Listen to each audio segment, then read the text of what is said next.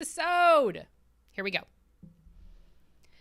All right, guys, do you ever feel like you love this person, but the years and years of diapers and doing life together have just taken their toll? Like, things started off so great, like fireworks and bright colors, and now it's just like a small candle flicker and different shades of gray. You know, do you ever look at those old pictures of you guys before kids and you're like, man, we look like babies. We look so non-wrinkly and like rusted, you know? And now the realities of life and mortgages and heartache and heartbreak and headache and aging parents and all of the things have caught up with us, and we just look tired now, and we are. I feel you. And it's so easy to just let life sweep you off your feet and plunge you downstream head first. And you don't even know what brought you together with this person you sleep next to every night. Marriage is something that comes up in a lot of my calls with clients. How could it not? It's such a central part of everyday life. A lot of times it doesn't come up at first in client calls, you know. I think your marriage is really the last thing sometimes that you want to share with someone, even a coach or a therapist. If it's not great, a lot of times we shy away from sharing about that. But eventually we find that in our coaching calls, so much goes back to our relationship with our husband. And something that I teach and that I've tried to live out is be friends again. Be friends again. Don't take yourself so seriously, but get back to the couple that was having fun together and just enjoying each other's company, the friend you have in him. And it's so easy to say, well, he's not a good friend. I don't want to be friends with him now. What about the friend that you bring to the friendship? What about the person and the dynamic that you bring to the friendship? Why don't we start there, okay, and see where it goes? If you're interested in working with me privately, I have a lot of openings for fall for one-on-one coaching clients, and I would love to support you. Whatever you need help with in your life right now, it doesn't have to be marriage. It doesn't have to be alcohol. It can be whatever you want. There's almost nothing I haven't heard at this point. Anyway, if you're interested, you can check out the episode notes for a link to my site, or just go straight there, shejustglows.com/coaching. And that's where you can find information about everything that I offer. You can set up a free discovery call with me. I'm not a salesy, schmoozy person. We talk.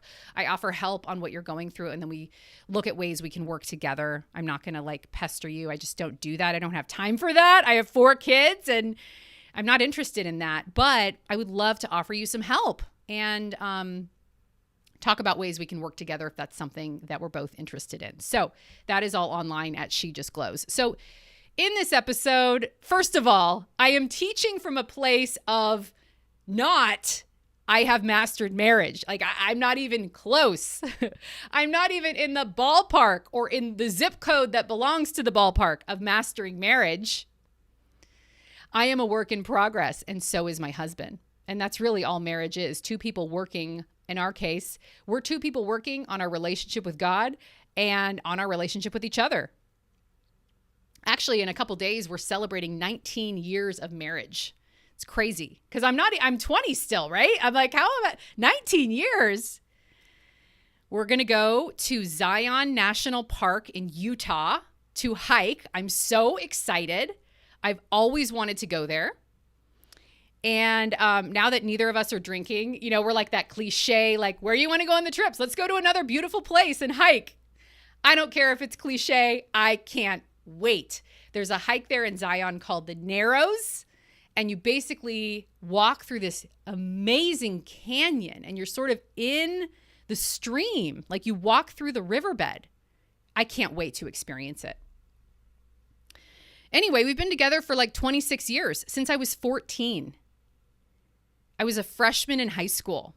And we did like the summer breakup thing where he went to college and then another one when I went to college.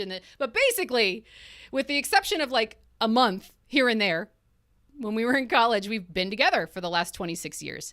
We got married in 2003. And man, I got to tell you, this last year, the 18th year, it's been a hard one. I think year 2 was really hard.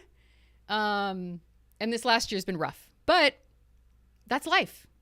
So I want to share a post today that I wrote several years ago, and I hope it brings you hope and perspective that you might desperately need. If you feel like your marriage is in a rough place, maybe it's stuck in a rut. If you are feeling stuck in a rut, I want you to try this one thing that might offer you some relief, some help out of this mud hole your buggy is stuck in. So here's the 2x4. We're going to put in between the wheel and the mud, and we're going to give it a big heave-ho. I want to share right now about a very simple, everyday moment that happened between my husband and I. And it changed everything for me. And I hope it might offer you some encouragement today that maybe you need. And it's just so simple. Maybe you're taking yourself too seriously. Okay, so here's the post. What he said wasn't that funny. He was being silly and poking fun at something. I don't even remember what. He made this silly comment and with a twinkle in his eye, looked over at me. Did I think it was funny too? Usually when he does this, it's 6 p.m. I've been chasing kids and wiping snot and changing diapers all day. I'm pretty sure there's still baby crap under my right middle finger. I've spent half the day reasoning with a 2-year-old about why we have to wear clothes when we go outside, and the other half explaining why we can't push our friends off the playground equipment at the park. True story. It's 6 p.m. I don't have time for this. I'm still in the workout clothes that I sweat through at 6 a.m. My hair hasn't been washed in days. The kitchen sink is full of carrot peelings, water-bloated Cheerios, and dozens of mismatched sippy cups and kid plates.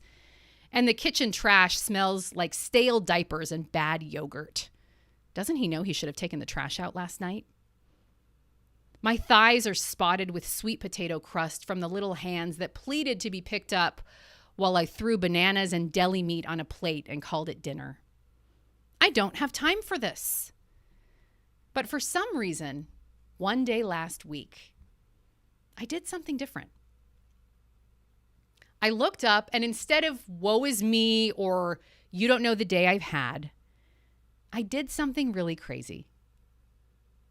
I laughed. And you know what? It did something. My man smiled so big, I saw his teeth. And then he said something else silly. And in the funny, rundown, delirious mood I was in, I laughed again. So he kept saying things that made me chuckle. The next thing you know, we were actually having fun.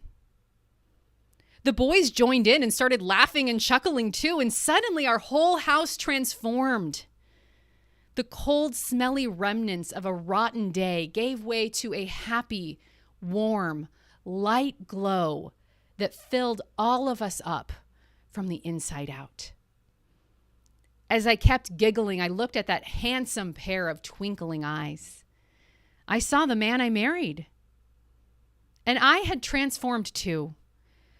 I was smiling and being silly. I had again become the light-hearted young girl who fell in love with him in the first place. As the laughs kept coming, I kept looking. And I saw the selfless, loving, deeply compassionate father of my children. And then I saw a pair of eyes I will grow old with. The man who will hobble down the beach with me when we're wrinkled and gray. So the next time you have the choice to roll your eyes or be annoyed or laugh and make light of life, let me be real with you. You're not that important. Life is funny. Laugh. There's no telling what it might do. Bye, guys.